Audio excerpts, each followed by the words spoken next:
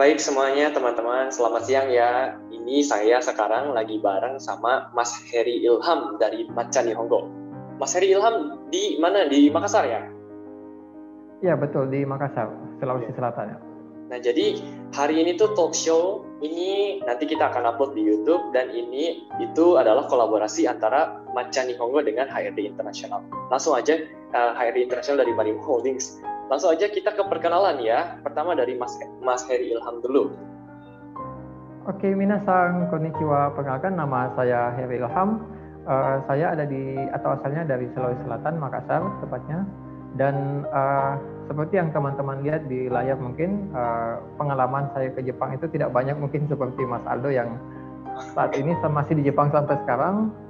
Jadi saya pernah di Ehime University, itu karena pelajar, jadi cuma memang beberapa bulan. Jadi memang pengalaman saya di Jepang bukan untuk bekerja seperti topik pembahasan yang kita, atau bidang saya saat ini adalah mengirim calon-calon tenaga pekerja ataupun studi ke Jepang. Kemudian saat ini lebih sibuk di Macan Nihongo ya. Jadi Macan Nihongo adalah lembaga pendidikan untuk bahasa Jepang. Nah, lembaga pendidikan ini untuk mengirim teman-teman yang ingin studi, ingin kerja, ataupun ingin kursus atau ingin tahu bahasa Jepang secara umum saja itu bisa. Nah, kemudian teman-teman juga bisa lihat di sini ada Hello Jepang. Nah, Hello Jepang sebenarnya adalah bentuk digitalisasi dari apa yang Macan Nihongo lakukan. Seperti yang kita ketahui, zaman kan menuju ke era digital. Jadi Macan Nihongo tadi di sini fungsinya adalah mempertemukan antara orang yang ingin bekerja dengan perusahaan Jepang seperti itu, ataupun dengan lembaga-lembaga pengirim yang ada di Indonesia. Nah, itulah yang dilakukan oleh Hello Jepang sebagai aplikasi digital. Nah, cuman seperti yang kita ketahui karena efek pandemi, jadi ya saat ini kita agak biasa kita tidurkan dulu ya sementara sampai kita lihat mungkin kondisi sudah memungkinkan untuk dibangunkan seperti itu. Ya, saya pikir itu Mas Aldo untuk pengenalan diri saya. Silahkan selanjutnya dari Mas Aldo, saya juga ingin tahu banyak mengenai Mas Aldo yang ada di Jepang saat ini. Silakan. Nanti kita tanya-tanya banyak tentang Mas Heri ya. Ini kalau saya sendiri sih, saya pertama ke Jepang tuh tahun 2013. Dulu pertukaran pelajar di Sapporo, di Hokkaido. Terus sejak 2015 setelah lulus kuliah saya langsung kerja di Marimo. Sempat keluar sih sebentar tahun 2017, tapi akhirnya balik lagi 2020. Nah, pas balik saya masuk ke induknya gitu, perusahaan utamanya Marimo Holdings seperti itu. Sampai sekarang, jadi saya masih sekarang ada di Hiroshima langsung seperti itu. Hiroshima. Oke, langsung jadi, mungkin ya. Kurang lebih hampir 5 tahun ya Mas Aldonya di Jepang ya? Oh, saya sudah 6 tahun ya? 6 tahun, iya. 6 tahun lebih. Ya, langsung aja. Mungkin ke sini. Oke, boleh, siap. Oh ya, jadi kesempatan saya dulu ya. Jadi mungkin perlu kita ulangi bagi teman-teman yang nantinya melihat tayangan ini di YouTube kami masing-masing, yaitu Maji TV dan Macan Nihongo. Jadi sebenarnya awalnya kita ingin mengadakan konten ini hanya untuk kita berdua saja, Mas Aldo ya. Cuman saya pikir ya daripada kita berdua saja yang ngomong kemudian nanti diupload, ya kenapa tidak kita buka untuk orang lain seperti itu. Betul. Dan akhirnya ya jadilah kita publish untuk orang lain juga. Oke, karena biar tidak terlalu memakan banyak waktu atau durasi, saya tidak akan membahas banyak karena sebenarnya mungkin teman-teman juga yang ingin ke Jepang pasti sudah tahu bagaimana sih atau apa sih tahap-tahap untuk bekerja di Jepang. Nah, boleh Mas ke slide selanjutnya, sebentar ya. Oke. Nah, jadi mungkin teman-teman yang ingin ke Jepang pastinya ada hal-hal yang perlu diperhatikan ya sebelum pergi ke Jepang. Baik itu nanti ada di slide selanjutnya. Jadi saya cuma menyiapkan 2 slide saja. Tujuan pada dasarnya ada beberapa tujuan untuk ke Jepang ya. Nah, tapi kita fokus pada tujuan yaitu untuk bekerja ataupun untuk studi. Nah, sebelum ke Jepang, teman-teman harus sudah menetapkan tujuan ya. Karena kenapa? Ya tujuan itu adalah bisa kita bilang ending atau akhir dari apa yang akan kita capai nantinya. Jadi teman-teman sebelum ke Jepang harus menentukan tujuannya itu apa. Kemudian kita harus mempelajari adanya perbedaan budaya dan karakteristik orang Jepang. Itu yang sangat mendasar karena untuk bekerja ataupun studi di Jepang itu kan ya mungkin setidaknya 1, 2 bahkan sampai 5 tahun, bahkan mungkin yang ingin tinggal lama itu ya akan membutuhkan waktu lama. Jadi perbedaan budaya itu harus disesuaikan atau harus beradaptasi. Kemudian jenis pekerjaan, ya jangan sampai ya pengalaman saya kurang lebih sekarang ya sekitar 7 tahun bergelut di dunia kita biasa LPK, lembaga pendidik latihan kerja, khususnya pengiriman tenaga kerja ke Jepang. Itu kadang ada siswa atau ada person yang mengambil jenis pekerjaan apa saja dengan tujuan bisa ke Jepang secepatnya. Betul. Ya, padahal sebenarnya bukan itu yang menjadi itu bukan hal yang utama. Kenapa? Kembali ke poin sebelumnya bahwa kita bekerja di Jepang mungkin 3-5 tahun. Kalau 3-5 tahun itu kita bekerja sesuatu yang tidak kita sukai atau bahkan mungkin kita benci, bayangkan 3 tahun itu bisa terasa lama. Kalau kita tidak suka dengan pekerjaan itu, ya cuman bisa menjadi sebentar juga kalau ternyata kita suka. Kemudian pilihan program. Nah, nanti pilihan programnya mungkin teman-teman bisa lihat di slide selanjutnya.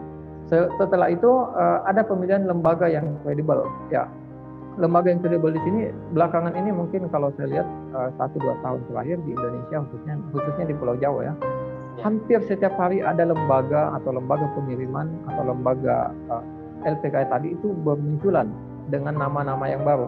Seingat saya di terakhir waktu saya sempat bertugas di Jawa itu tahun 2018 awal itu masih sangat sedikit. Tapi masuk 2019 itu sudah hampir malah setiap hari ada nama-nama baru yang bermunculan. Nah, tapi ya di era sosmed sekarang kan kita juga dengan mudahnya mendapatkan informasi. Ya seperti informasi ya ada yang menjadi korban penipuan, ada yang mungkin gagal bangkat. Nah, itu makanya bukan menakut-nakuti teman-teman ya, tapi kita harus pilih program yang atau lembaga yang kredibel. Dalam artian minimal mungkin teman-teman sudah tahu siapa yang menjalankan lembaga itu, atau mungkin ada teman yang sudah berhasil diberangkatkan melalui lembaga itu. Kemudian terakhir adalah merencanakan tujuan akhir. Nah, kurang lebih ini hampir sama tadi dengan tujuan di awal, tapi saya juga tempatkan di tujuan akhir. Dalam artian kalau kita bekerja di Jepang, saya selalu menyampaikan juga ke siswa saya yang ke Jepang. Biasanya kan kalau kita bekerja di Jepang 3 tahun ya untuk magang misalnya, atau 5 tahun, itu rata-rata ini ya garis besarnya saja mungkin membawa pulang uang 200 sampai 300 juta secara garis besarnya ya, mungkin bisa lebih bisa kurang. Kalau 5 tahun ya pasti lebih lagi. Yang saya maksud tujuan akhir di sini adalah biasanya kan yang ingin kerja ke Jepang itu ya apakah ingin membangun usaha, ingin membuat rumah, membeli tanah, ingin jadi juragan bakso misalnya, itu macam-macam tujuannya. Dan itu harus direncanakan dari sampai sebelum berangkat kalau bisa. Kenapa? Banyak ex-Jepang juga, kita biasa istilahkan ex-Jepang, teman-teman yang sudah ke Jepang kemudian kembali, banyak ex-Jepang yang pulang dengan uang nominal yang tidak sedikit, ya anggaplah tadi 300 jutaan, tapi setelah misalkan 1 bulan atau mungkin 1 tahun lamanya, uang itu habis tanpa sisa ya. Jadi maksudnya kita tidak melihat hasil usahanya, hasil kerjanya selama 3 tahun di Jepang. Jadi kalau tidak direncanakan dari awal, saya pikir ya biasanya ex-Jepang ini akan berusaha kembali bagaimana untuk kembali ke Jepang dengan program yang lain. Padahal seharusnya ya itu sebenarnya kembali ke pertama lagi ya, ke Jepang itu untuk menabung, untuk kerja, untuk jangka lama atau bagaimana. Tapi seharusnya misalkan ke Jepang untuk mencari modal, setelah pulang ke Indonesia modalnya sudah ada, membangun usahanya. Tapi kebanyakan tadi ya mungkin pulang membeli mobil, membeli rumah, uangnya habis, kemudian akhirnya jadi pusing ya akhirnya ingin kembali ke Jepang lagi. Saya harap itu tidak terjadi kepada teman-teman ini. Jadi saya walaupun sebenarnya ya seperti yang saya katakan tadi, saya tidak pernah bekerja di perusahaan Jepang secara langsung, tapi mendengar cerita dari siswa, dari teman-teman itu banyak hal-hal yang seperti itu. Dan sedikit informasi ya sebenarnya kalau saya pribadi ingin ke perusahaan Jepang sebenarnya bisa saja sih, karena memang ada beberapa perusahaan yang telah memanggil, kadang mau tidak ke Jepang, cuman itu tadi karena memang masih lebih betah mungkin di Indonesia, di Makassar khususnya, akhirnya ya masih di sini saja. Oke Mas, maaf, sorry kepanjangan, bisa ke slide selanjutnya? Ya. Slide terakhir juga sebenarnya. Oke, Jadi program ke Jepang, mengenai program ke Jepang, saya pikir teman-teman yang mencari tahu mengenai informasi ke Jepang, program ini sudah tidak asing lagi. Jadi pada dasarnya yang seperti yang saya sebutkan juga tadi, ada dua, ada magang atau studi. Kita bagi secara garis besar ya. Nah, kalau studi itu terbagi lagi, ya apakah studinya tadi dengan biaya mandiri atau dengan beasiswa. Dengan beasiswa misalkan itu terbagi lagi, apakah beasiswanya itu swasta atau negeri. Itu pun akan ya ada lagi yang mungkin terikat sama dinas, artinya setelah selesai harus kembali ke perusahaan kalau swasta, atau harus terikat di apa ya, lembaga negeri yang menjadi PNS misalkan kalau itu beasiswa negeri. Ataupun misalkan ya terbagi juga, misalkan masuk sebagai studi untuk lanjut di universitas dengan gelar, atau lanjut dengan di studi di program bahasa Jepang. Nah ini juga yang Macan Yonggo lakukan sebenarnya. Jadi banyak yang bekerja ke Jepang itu untuk studi artinya belajar bahasa Jepang. Nanti akhirnya ending-endingnya itu kan bisa dilihat di tanda panah itu bisa menjadi tokute atau engineering. Nah engineering ini nanti saya jelaskan juga sedikit, walaupun sebenarnya engineering namanya, tapi sebenarnya tidak mesti berhubungan dengan mesin. Nah sedangkan untuk kerja sendiri di sini ada magang, ada Tokuse Gino atau SSW. SSW ini Specific Skill Worker atau pekerja dengan dengan skill khusus ya. Kemudian ada engineering. Nah, engineering ini yang saya katakan tadi ya sebenarnya lebih ke bisa kerja Mas Aldo ya istilahnya. Cuman mungkin kalau di Jepang kan istilahnya bisa kerja ya. Cuman di Indonesia sudah lebih familiar dengan nama engineering. Walaupun ya kalau engineering kan kita dengarnya ya ini sebagai teknisi orang jurusan mesin, padahal tidak. Padahal ya jurusan bahasa sastra pun misalkan pada saat bekerja di Jepang itu nanti visanya sama, bisa kerja, atau ya tadi di Indonesia lebih dikenal dengan engineering. Nah perbedaan ketiga program ini ya kalau kita mau kupas mendalam itu sangat luas sekali sebenarnya. Tapi saya pikir teman-teman sudah bisa mendapatkan informasi ini di channel Maca sendiri juga ada. Saya pikir kalau nggak salah kami sudah pernah membuat. Tapi pada dasarnya itu magang 3 tahun, Tokute bisa 5 tahun sampai 10 tahun, engineering itu bisa tidak terbatas. Nah biayanya pun ya berbeda-beda ya. Biayanya ya tergantung caranya seperti apa. Jadi mungkin ada yang mungkin ya kalau kita rupiahkan bisa sampai 20, bisa sampai mungkin 40-an kalau magang, Tokute mungkin di 30-an, engineering ya mungkin itu beda-beda juga. Sebenarnya lebih tergantung kepada lembaga. Nah intinya adalah program ke Jepang itu ada secara umum ya, ada 3 ini ya yang berlaku di Indonesia. Nah magang tadi ini belakangan ini banyak perawat juga yang ini ya. Cuman padahal kan perawat itu masih kadang disebut satu program yang beda, padahal tidak. Perawat itu ya memang juga salah satu bidang kerja. Nah, bisanya masuk di magang atau Tokute Gino. Nah, nanti setelah magang ke Tokute Gino pada dasarnya juga kan bisa menjadi ya status engineering. Jadi pada dasarnya seperti itu. Itu sepengetahuan saya. Mohon dikoreksi Mas Aldo ya kalau ada yang ini. Ya, saya pikir seperti itu ya untuk teman-teman yang melihat tayangan ini. Jadi nanti pada dasarnya program untuk ke Jepang kurang lebih seperti ini. Nah, bagaimana ke Jepangnya kita simak atau kita dengarkan bagaimana penjelasan dari Mas Aldo dari Marimo Holding. Silakan Mas Aldo. Ya, jadi teman-teman yang nonton video ini, jadi kalau misalkan pengen tahu tentang apa itu SSW gitu ya, Tokute Gino magang gitu, boleh ya dicek di YouTube-nya Macan Nihongo. Itu karena sudah dijelaskan ya oleh Mas Heri. Oke, baik kalau gitu sekarang kita lanjut ke slide berikutnya.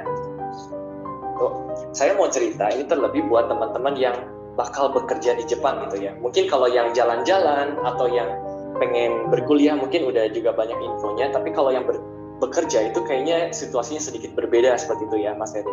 Nah contohnya Jepang itu kan ada 4 musim. Ada musim semi, panas, gugur, dan musim dingin gitu. Nah coba kita langsung lihat aja kalau musim panas.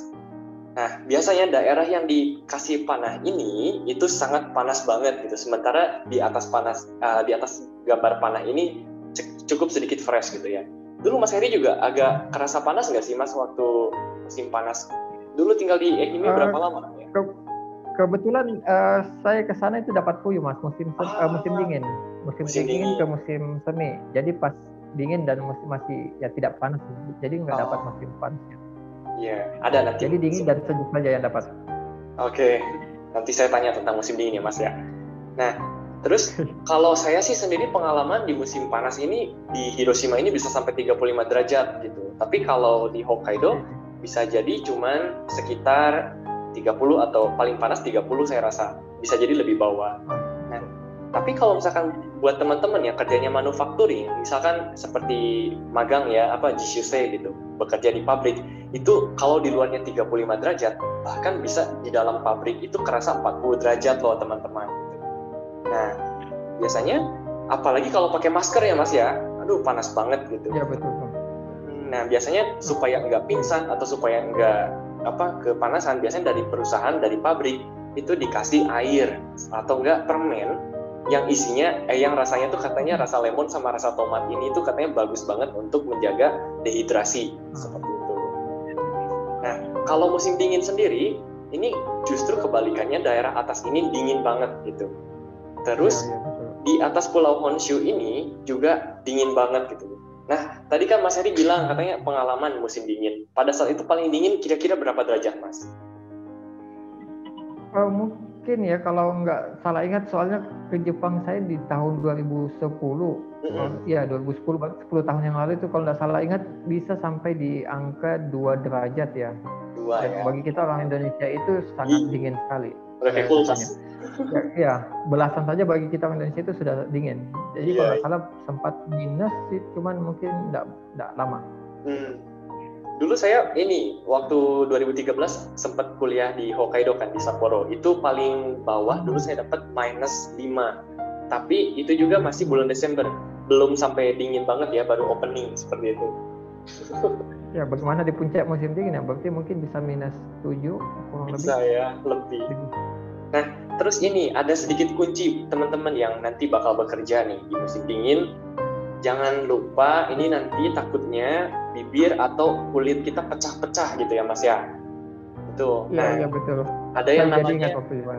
Iya, harus pakai lip balm seperti itu ya. Mas Heri sendiri pernah pakai nggak lip balm di Jepang? Iya, pertama kali pakai ini waktu ke Jepang ya.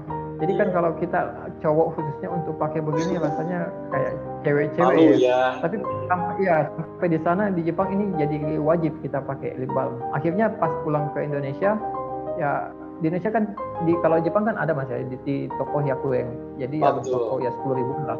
Ya yang agak rasa mint. Nah, kalau kita pulang ke Indonesia kan agak jarang. Nah kalau kita masuk di Kombini, di Alfamart, Indomaret begitu kan banyak. Tapi untuk cewek, nah biasanya kan saya bertugas ke Malino. Kalau Malino itu di daerah dingin di Sulawesi Mas ya. Nah di situ kan dingin.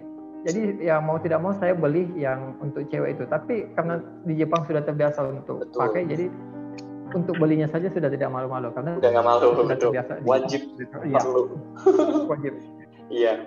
Nah, selain bibir teman-teman, kulit juga kadang pecah-pecah banget, terutama yang kerja di pabrikan gitu ya. Aduh, basah misalkan dari minyak dan lain sebagainya. Nah, ini perlu pakai namanya hand cream teman-teman. Nanti bisa dicari di minimarket terdekat gitu ya Mas ya. Nah, terus berikutnya nih teman-teman, saya dapat dari Google ya.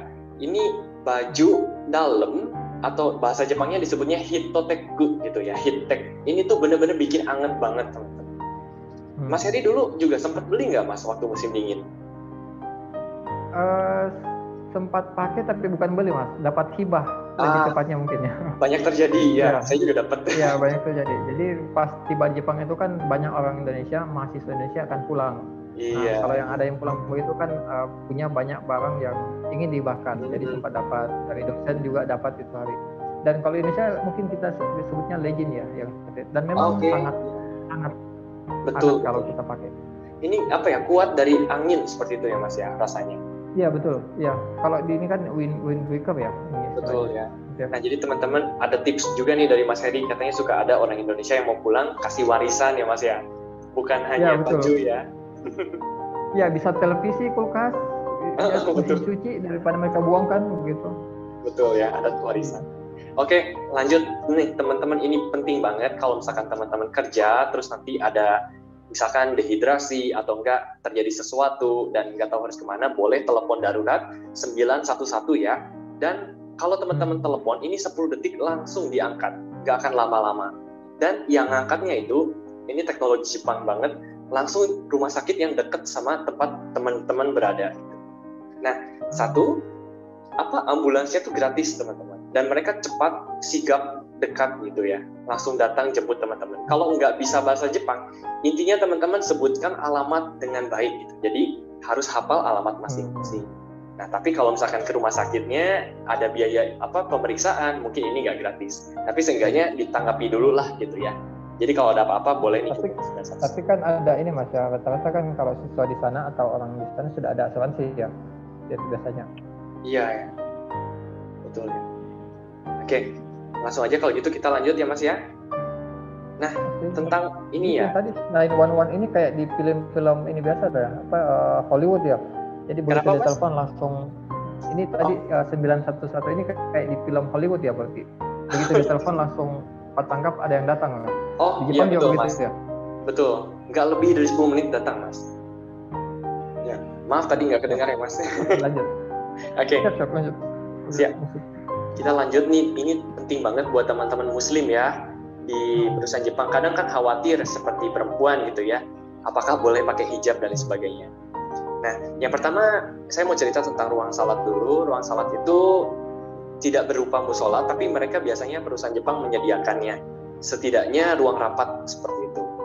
Kemudian salat itu diizinkan, tapi kalau bisa di luar jam kerja. Biasanya teman-teman saya yang muslim, mereka berdoanya di makan siang seperti itu. Ya. Nah, terus jam kerja kalau di masa puasa itu juga nggak berubah. Ini mohon maaf aja, kalau dari perusahaan Jepangnya mungkin mengikuti budaya Jepang seperti itu ya Mas ya. Ya betul. Nah, tapi kalau hijab sama sekali tidak ada masalah. Mungkin ada ya beberapa perhotelan yang front office-nya harus misalkan rambutnya di gimana gitu ya, ada aturan sendiri. Ya, tapi kalau di luar itu sih sama sekali nggak masalah gitu. Tidak ada batasan. Kemudian untuk yang yang cowok, ini salat Jumat harus di luar jam kerja ya. Sebenarnya bukan dilarang, tapi kalau ada libur sih boleh-boleh aja gitu. Tapi di luar jam kerja. Dan kalau biasanya beberapa teman muslim saya juga memanjangkan janggutnya, tapi kalau di perusahaan Jepang terutama yang langsung ketemu sama customer itu diharapkan dirapihkan seperti itu ya. Ya, lebih ini supaya rapi saja sih Mas ya. Biar betul, lebih rapi saja supaya lebih rapi kalau yang ketemu sama customer langsung. Nah, terus ini tadi yang saya bilang ruang salat itu mungkin jadi di sini mungkin ya teman-teman diizinkan untuk sholat seperti itu, disediakan seperti itu. Ya, sama kurang lebih. Sama ya. Pengalamannya begitu juga. Ya. Di university ya. Nah, kemudian untuk makanan halal, ini teman-teman mungkin bisa cari-cari banyak. Minimal teman-teman saya biasa cari dari Gyomu Super gitu ya. Boleh cari aja di Google Maps, itu Gyomu Super gitu. Biasa mereka ada daging yang berlabel halal gitu ya Mas ya. Seperti daging sapi. Iya, betul. Iya. Kan belakangan ini sudah meningkat juga Mas Aldo ya. Baik itu penjual, teman-teman yang di Jepang itu menjual secara online, itu sudah belakangan ini meningkat. Dan di Jepang juga saya pikir sudah banyak toko yang membuka jasa, maksudnya menyediakan barang halal kayaknya. Iya. Nah, terus kalau misalkan boleh nih cari teman-teman, gimana caranya cari teman di orang Indonesia gitu ya Mas ya. Kita bisa cari ada yang namanya KMI atau Komunitas Muslim Indonesia, ada yang namanya PPI, Perkumpulan Pelajar, dan juga ini ya Mas ya, teman LPK juga bisa jadi teman ya Mas ya. Iya betul Mas. Pengalaman saya sih kalau melihat kan kita sekarang terhubung Mas ya dengan ini dengan sosmed begini. Betul. Nah, pengalaman teman siswa-siswa saya yang di Jawa itu biasanya ada yang di Hiroshima, ada yang di Osaka, ada yang di kota lain. Pokoknya itu kalau musim libur tahun baru khususnya mereka biasanya ngumpul di Tokyo atau mereka di mana janjian. Dan itu awalnya mereka karena teman-teman se-LPK. Jadi seperti itulah kurang lebih. Jadi di luar KMI dan TPI tadi. Jadi seru ya, kita bisa sambil silaturahmi, sambil jalan-jalan keluar kota gitu ya Mas ya.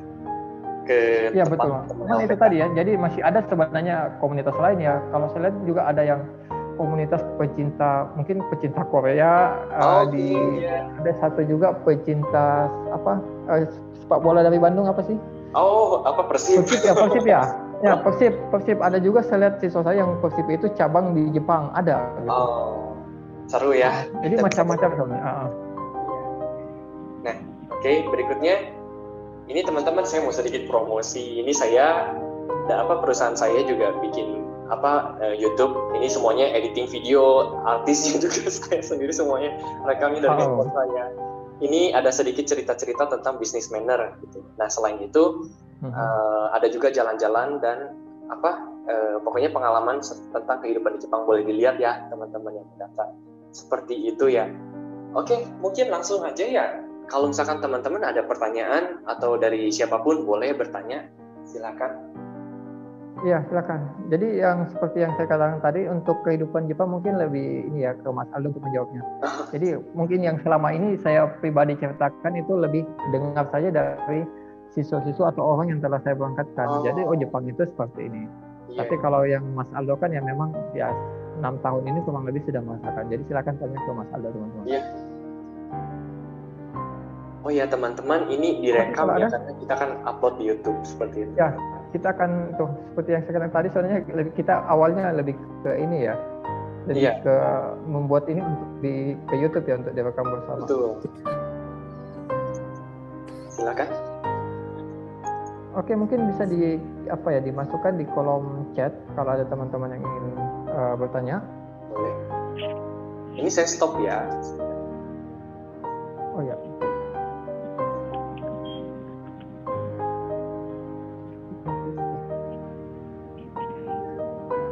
Oh, ada chat ya. Apa kendala utama sebagai orang asing di perusahaan Jepang, khususnya awal masuk di perusahaan? Terima kasih Farisan ya. Kendalanya pertama mungkin saya terlalu tegang ya. Terlalu kalau bahasa Jepangnya kyotsukau gitu ya Mas ya. Terlalu takut salah. Iya. Tapi ternyata orang Jepang tuh mereka juga sangat menantikan adanya orang asing, terus mereka juga sangat welcome sebenarnya gitu ya, walaupun terlihat malu-malu di awal. Nah mungkin kendala saya sih di awal kayak, aku takut salah, aku takut nggak sopan, tapi sebenarnya asalkan kita memang bertujuan baik sih, meskipun salah, mereka akan memaafkan kok gitu. Jadi jangan sampai kyotsukau-nya berlebihan seperti itu ya. Jadi jangan terlalu takut nggak sopan gitu ya Mas ya. Iya. Kalau ini Mas, mengenai sehubungan dengan pertanyaan ini kan Mas Aldo tadi kalau nggak salah di jurusan sastra Jepang juga ya awalnya ya? Betul. Kemudian masuk ke ini Marimo Holdings, perusahaan Perusahaan properti Mas, iya. Itu nyambungnya atau di dalamnya itu Mas lebih ke apa nih ya, job desk-nya? Ya, kalau apakah dulu memang sih, ada skill ya. Kalau dulu sih kami memang punya cabang Mas di Indonesia, itu PT Marimo Indonesia namanya. Nah, lalu ketika saya mengajukan visa kerja itu istilahnya kayak Sogo Shoku. Jadi kita belajar dan suatu saat akan kembali ke Indonesia seperti itu. Menjadi staf dari PT Marimo Indonesia seperti itu, Mas. Kemudian, tapi untuk di Indonesia. Betul. Jadi saya kayak sambil belajar. Seperti itu. Tapi sekarang saya beda bidang, Mas. Beda bidang, oke. Kalau boleh tahu Mas, kemampuan bahasa yang dibutuhkan untuk Mas Aldo kemarin masuk itu di level berapa ya bahasanya? Jujur, ketika saya interview dulu N3 Mas sebenarnya. Tapi ketika saya dapat kerja, ketika saya dapat kerja langsung semangat, saya belajar N2 lulus. Maksudnya saya N2 dulu baru akhirnya berangkat ke Jepang seperti itu. Kemudian berarti diterimanya bukan di Jepang Mas, berarti di Indonesia diterima kemudian ke Jepang gitu ya? Betul, iya. Nah, jadi interview berangkatnya dulu. Gimana? Kenapa? Apakah melalui lembaga atau mandiri? Oh, kebetulan perusahaan saya datang langsung ke kampus Mas. Jadi saya tanpa lembaga seperti itu. Jadi nggak bayar ke lembaga ya Mas. Tadi ya. Betul. Seperti yang tadi memang untuk Tokutei dengan engineering itu pada dasarnya bisa secara mandiri karena memang tidak membutuhkan lembaga pengirim. Beda dengan magang Mas ya, yang memang harus membutuhkan lembaga pengirim seperti itu. Jadi Tokutei sama dengan engineering tadi itu bisa secara mandiri seperti Mas Aldo misalnya. Nah kebetulan ini Sudirmansan nanya yang terkait dengan pembicaraan kita ya Mas ya. Pilihan program terbaik apa untuk berangkat ke Jepang dengan tujuan kerja? Kalau dari saya pribadi sih mungkin lebih baik ini ya Mas, yang engineering ya Mas ya, atau yang visa kerja. Jadi lebih baik lulus S1 sih ya Mas, jadi bisa mandiri, betul nggak Mas? Betul Mas, ya tapi tadi masih sehubungan dengan S1, nah anggaplah ada yang SMA juga.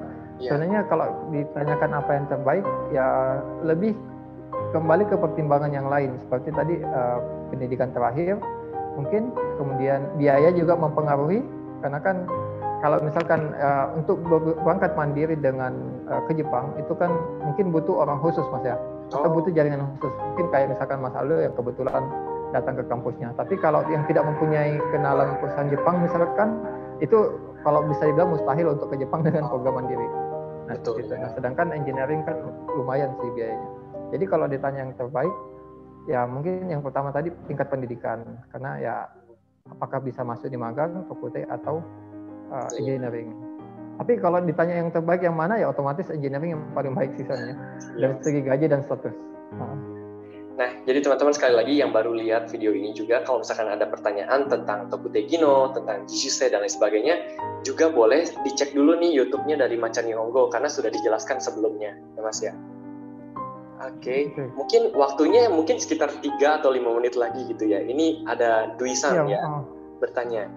Ya, dari awal sih memang kita tidak usah lama-lama ya, karena kan itu ada, nanti juga membosankan kalau kelamaan. Bisa apa pertanyaannya? Bagaimana kalau seorang pelajar lanjut studi di sana, gimana adaptasinya ya? Kalau Mas Aldo, soalnya kan sempat studi dulu di Hokkaido tadi ya. Oh iya. Sudah kerja juga, itu gimana adaptasinya? Untuk studi adaptasi sih paling adaptasi yang pertama adalah tentang iklim terlebih dahulu ya Mas ya, seperti yang tadi panas dingin. Dari segi iklim. Karena apalagi langsung dapat Jepang di paling atas itu paling dingin kan Hokkaido. Betul, salju langsung tiba-tiba gitu. Paling sih secara iklim agak shock ya. Terus kayak awalnya malu pakai lip balm ya Mas ya, tapi akhirnya jadi bisa. Terus iya, awalnya kayak pengen ketemu teman orang Indonesia aja gitu temannya, tapi lama-lama bisa ini sih bisa punya teman luar juga gitu. Lama-lama kok menyenangkan gitu. Bisa dapat banyak teman luar Mas, seperti itu ya. Ya, dan memang menyenangkan sih Mas. Rasanya beda kalau kita punya ada teman internasional ya. Iya. Biasanya istilahnya gitu.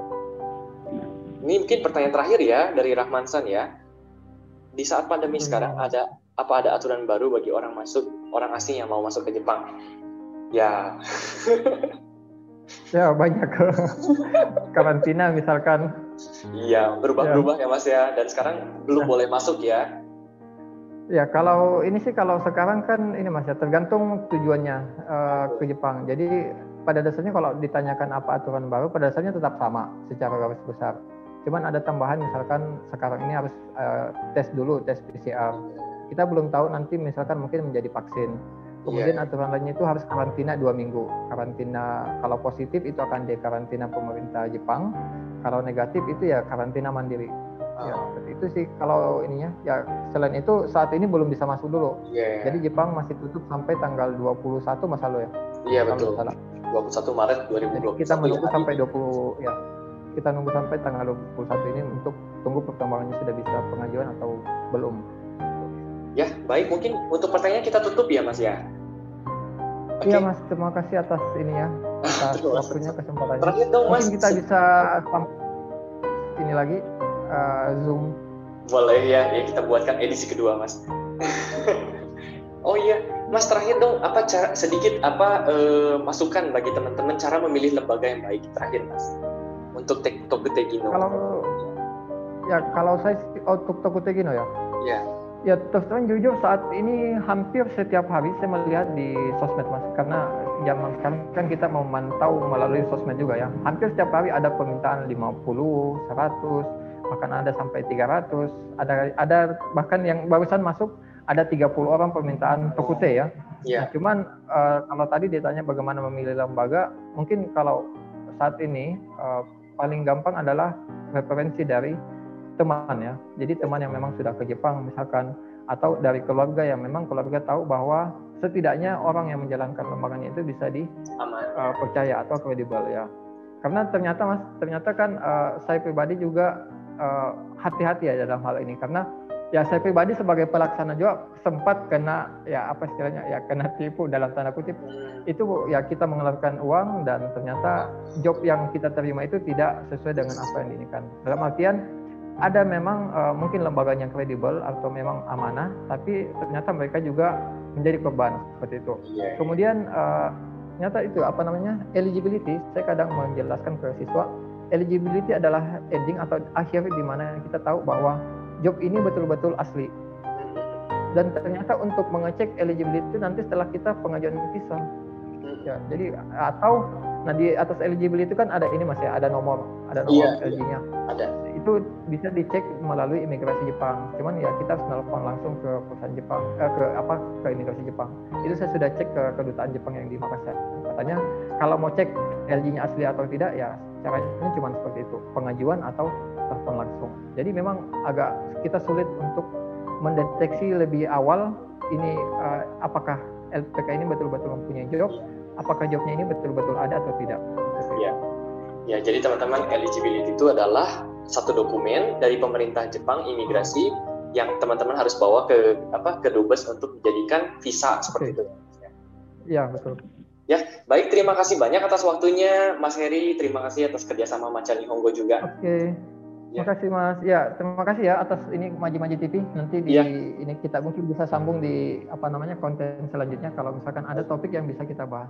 Ya, teman-teman juga terima kasih sudah mendaftar, terima kasih pertanyaannya.